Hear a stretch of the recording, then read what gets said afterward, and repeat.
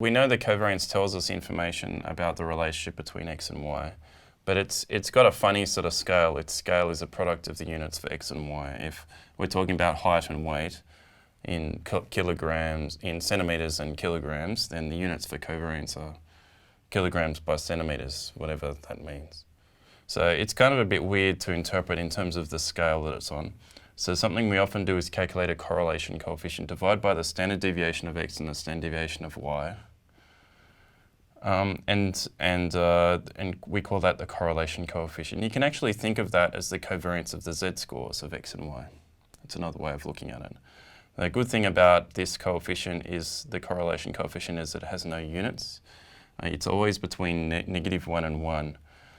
It's going to be 0 for independent variables, and the stronger the correlation, the stronger the relationship between x and y, the closer it gets to 1 or -1. It'll go negative, just like the covariance goes negative, it goes negative for a decreasing relationship and positive for an increasing relationship.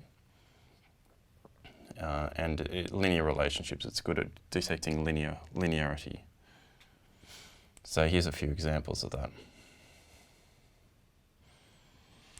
So you can see that it doesn't tell you about the steepness of a relationship, it just tells you about how closely, how tight the relationship is, how much noise there is around the straight line. It also doesn't tell you about nonlinearity. There's all sorts of weird patterns you could construct which have no correlation between x and y, but a relationship between them.